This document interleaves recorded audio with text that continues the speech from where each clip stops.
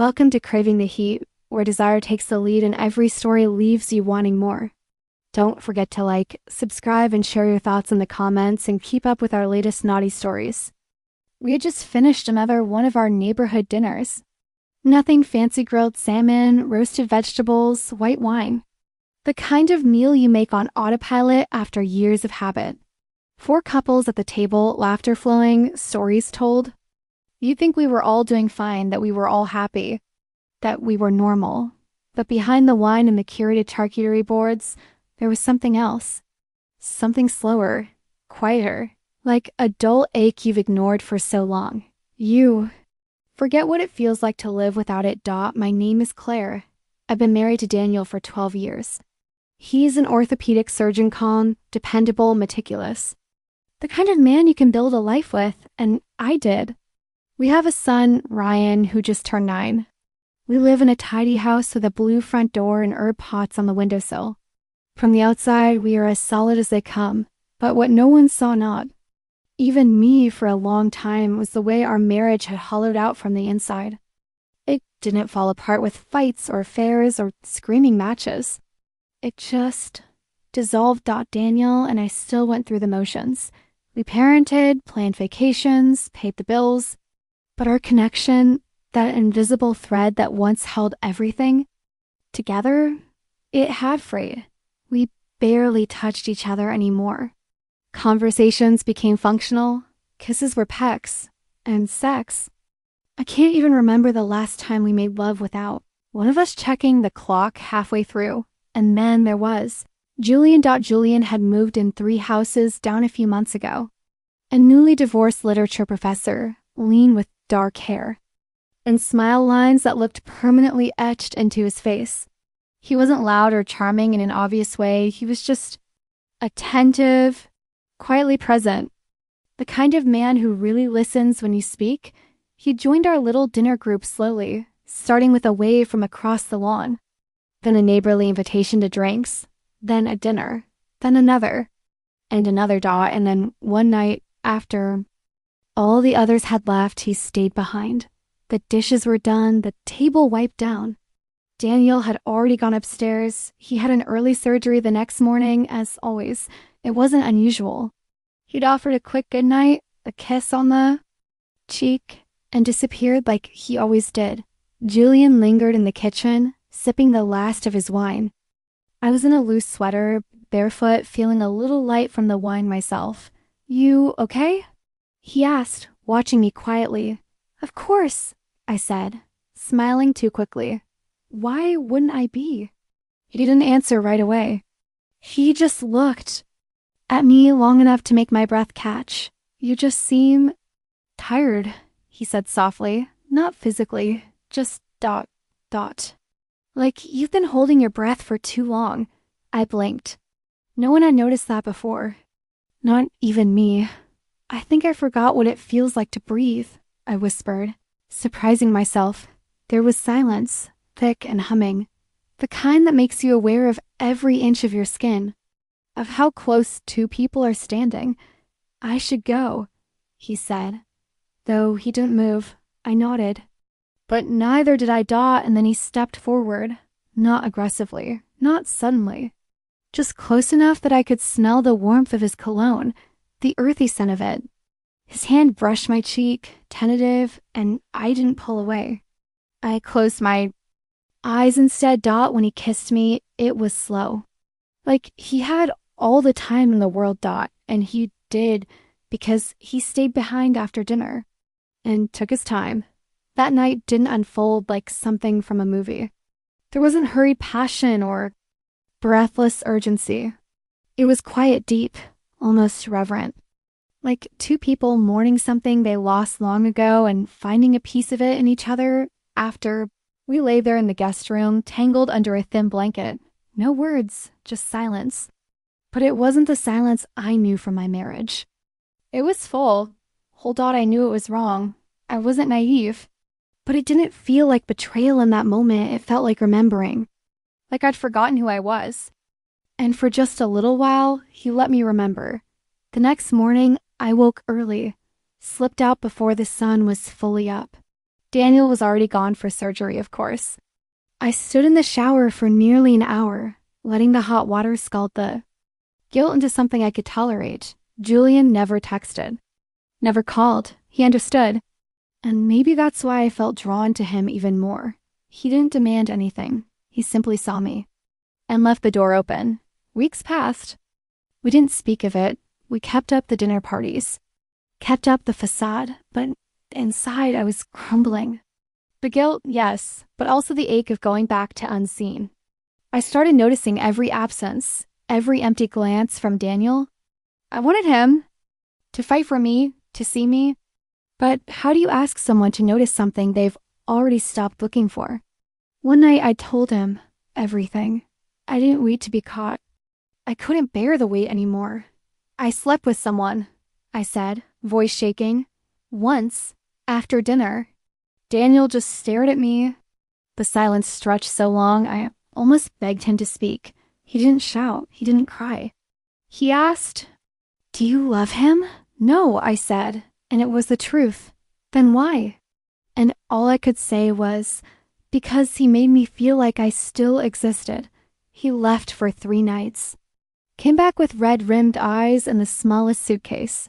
He said he wasn't ready to talk, but he wanted to try. For Ryan. For us. Maybe for himself, too. We started therapy. Slowly. Painfully. There were nights I thought we wouldn't make it. That I had broken something that couldn't be fixed, but somewhere in the rubble, we found something fragile and new. The beginnings of honesty, of vulnerability, of seeing each other again, maybe for the first time in years. I haven't seen Julian since the day I confessed. I imagine he's moved on, found someone else. But I'll always be grateful for what he gave me, not the night itself, but the mirror. The reflection of someone I had forgotten. And now, Daniel and I are rebuilding imperfectly.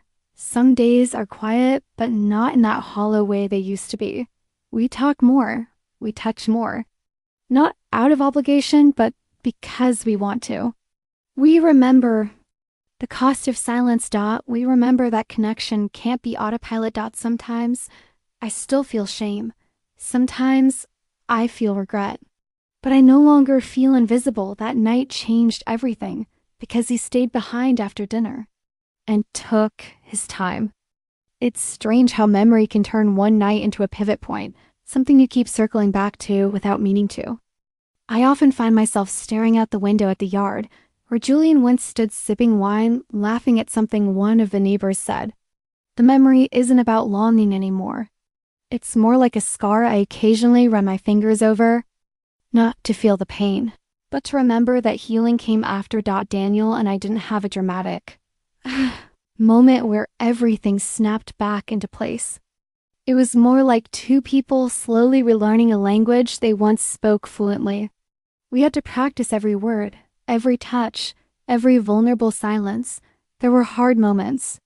Times he'd turn away in bed, even when I reached for him. Mornings, when I'd find him in the kitchen, staring blankly at his coffee cup, like he was still trying to understand how we got here. There were questions he wanted to ask but never did, and ones I wanted to answer but wasn't sure how to begin. It was a quiet kind of suffering, but at least it was shared. Therapy helped, though not in the way people expect. It didn't give us solutions. It gave us questions, sharp ones, uncomfortable ones, the kind that scrape away your defenses and leave you raw. I remember one session where the counselor asked Daniel what he missed about me, not the woman I had become, but the woman I used to be. He looked at me and said, "I miss the way she used to laugh in the morning, before the world could get to her." I didn't even realize I'd stopped laughing in the mornings. There were other sessions when I had to admit things I wasn't proud of, that I'd been lonely for years, but too ashamed to say it. That sometimes I had fantasized about escape long before Julian ever showed up, that I had worn my resentment like armor, letting it harden until I convinced myself I was justified in walking away. What surprised me most was how honest Daniel became in return. He admitted he had shut down emotionally, not because he didn't care, but because he didn't know how to handle my unhappiness. He thought being stoic was strength. That if he just kept going, kept working, everything would eventually even out. We had both lived parallel lives for so long. We forgot what it felt like to walk beside each other. But little things started to change. One Saturday morning, he surprised me by taking Ryan out so I could paint in peace. I hadn't picked up a brush in months. When I finally did, my hands trembled not from fear, but from finally touching a part of myself I thought I'd lost. He came back later with lunch and just watched me from the doorway, not saying a word. That meant more than any grand gesture ever could. At night, we began sharing the smallest pieces of ourselves. I told him about a recurring dream I had where I was floating in water, unable to see the shore. He told me he used to wake up at 4 a.m. in med school and cry in the shower just so no one would hear. These fragments, little vulnerable truths, started to fill the space between us. One night, months after therapy had begun, we ended up sitting on the living room floor, sorting through old boxes of photos. We laughed over how young we looked at our wedding, how bad Daniel's tie was, how my mother insisted on the floral arrangements matching the bridesmaids' eyes. And then we found a picture of me on a beach, sunburned and smiling, wind tangling my hair. Daniel looked at it for a long time. "That's the first time I fell in love with you," he said. I didn't cry. I just reached over and took his hand. And he let me. The next morning, he touched me differently. Not just sexually, though. That came later, but in small ways. His hand on the small of my back while I cooked. The way he brushed my hair away from my face when I laughed at something Ryan said. The way he looked at me, not through me. And when we finally made love again, it wasn't rushed. There was no need to reclaim or erase what had happened. It was quiet, slow, and full of pauses. It wasn't about forgiveness. It was about presence. We both knew where we had been, what we had nearly lost. We carried that truth into every movement, every breath. Afterward, we didn't say anything. We didn't need to. We just lay there, skin to skin, and breath together. I know there are people who will never understand why I did what I did. I understand that. I wouldn't have understood it either once. I used to think infidelity was always about lust or selfishness. But now I know better. Sometimes it's about absence. About starving for something you can't quite name until someone else holds it up to you and says, "Look, this is what you're missing." But that doesn't make it right.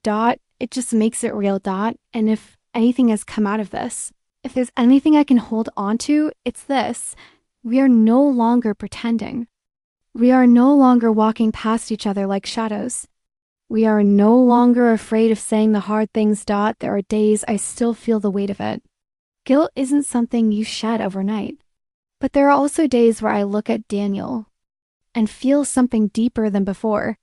Not the naive love we once had, but a hard-earned intimacy that's been tested and survived. He stayed, and so did I. And every day since. We've chosen each other. Again and again, not because it's easy, but because this time we see each other. Fully. Let me know if you'd like an epilogue set years later, or perhaps a version told from Julian's perspective for contrast. There was a moment, maybe 6 months, into counseling when I realized we hadn't talked about Julian in weeks. Not in sessions, not at home, not even in my own head. It wasn't that I'd forgotten him. It was that I no longer needed him to remind me I was still alive. That was never love, not the kind that roots and grows. It was recognition. Two people who saw something broken in each other and mistook it for connection. And in a way, I'm grateful for it. He woke something up in me that had been sleeping for years. But he was never meant to stay. Daniel. Though he stayed. It would have been easier to leave for both of us. To divide the house, the parenting, the lives. To call it irreparable and walk away clean. But we didn't, and staying is harder than anyone admits. Staying means facing the same person who saw the worst of you and still trying to be soft with them. It means learning how to be intimate without needing to pretend you've never hurt each other. It means telling the truth again. And again, even when your voice shakes, one night in December, Daniel and I took Ryan to a winter fair downtown. We walked under twinkling lights, drank hot cocoa, and watched him ride a carousel until his cheeks turned pink. It wasn't extraordinary, but on the drive home, Daniel reached across the console and laced his fingers through mine. We didn't say anything. We didn't need to. That gesture, simple, quiet, carried the weight of everything we rebuilt. It said, "I see you." It said, "We're still here," and slowly, without realizing it, we started to make new memories. Not to replace the old ones, but to remind ourselves that healing isn't always loud or visible. Sometimes it's a shared look in the kitchen, a spontaneous kiss during a movie, a conversation at 2 a.m. about dreams you thought you'd given. Up on. Daniel began asking questions about my art again, what colors I liked working with, what I was painting lately. I found myself looking at him with new eyes, noticing things I'd stopped seeing. The curve of his shoulders when he read. In bed. The tiny crinkle beside his eye when he smiled at something Ryan said. The quiet strength in his presence. We started having sex more often, not out of obligation, not to fix anything, but because we wanted to. And it was different now, more tender, more vulnerable. It felt like offering, not performance. Like a bridge we kept choosing to cross, even when the past still lurked in the corners of the room.